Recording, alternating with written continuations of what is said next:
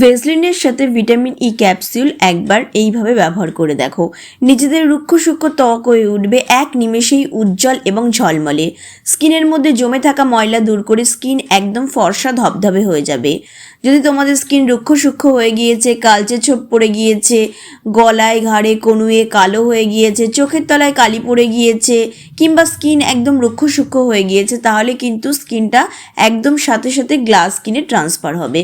তো আজকের এই রেমেডিটা আমি তোমাদেরকে যেটা শেয়ার করছি, তোমরা তাই স্কিপ না করে প্রথম থেকে শেষ অবধি দেখো। তো চলো দেখে নিই কী সেই রেমেডি। এই রেমেডিটা তোমরা শুধু মুখে নয়, ফুল বডিতে কিন্তু অ্যাপ্লাই করতে পারবে।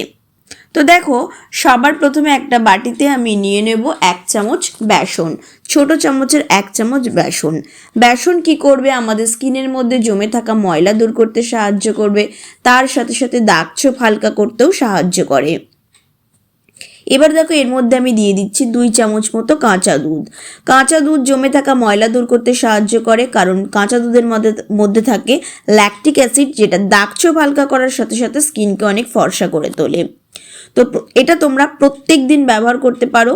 স্কিনের মধ্যে কালচে ছোপ দূর হয়ে যাবে, স্কিনে ট্যান থাকলে সেটা কিন্তু সাথে সাথে চলে যাবে, কারণ এর মধ্যে যে ছোট ছোট দানাগুলো থাকে সেগুলো কিন্তু আমাদের স্কিনকে ভীষণ ভালো এক্সফোলিয়েট করে। এটা তোমরা দিনের বেলা, রাত্রেবেলা যখন খুশি করতে পারো বন্ধুরা। দেখবে স্কিনটা এত সুন্দর পরিষ্কার হয়ে যাবে যে ফেস ওয়াশ দিয়ে পরিষ্কার করলেও কিন্তু এত পরিষ্কার হয় না, কারণ এর মধ্যে রয়েছে কাঁচা দুধ, তারপরে রয়েছে বেসন, যেটা আমাদের স্কিনকে ভীষণ পরিষ্কার করতে সাহায্য করে। এবারে দেখো কি সুন্দর স্কিনটা একদম চকচকে হয়ে গিয়েছে। চলো এবারে আমি তোমাদেরকে একটা সুন্দর নাইট ক্রিমের রেমেডি শেয়ার করব।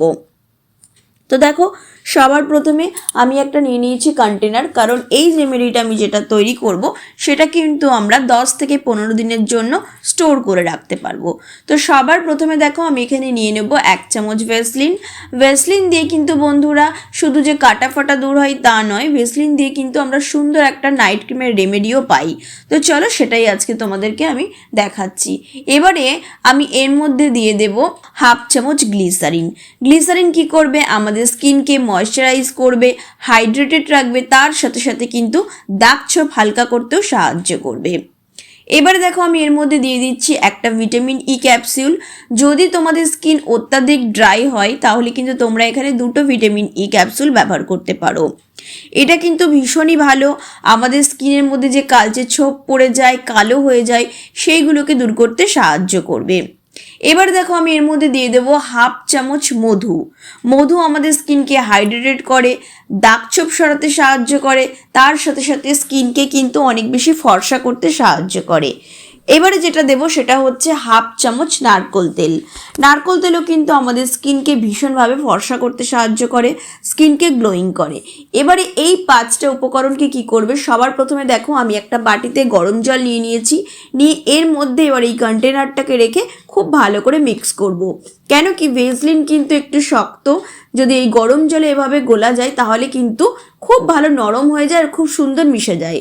দেখো এভাবে তোমরা চামচ দিয়ে নাড়তে নাড়তে দেখবে পুরোটা একদম গলে গিয়েছে আর পুরো ক্রিমের মতো একটা টেক্সচার চলে এসেছে। ব্যাস, এই ক্রিমটাই কিন্তু আমাদের দরকার। এবারে ঢাকনা বন্ধ করে এটাকে তোমরা স্টোর করে রেখে দেবে 15 দিন। তো দেখো, মুখ তো আমাদের ক্লিন হয়ে গিয়েছে।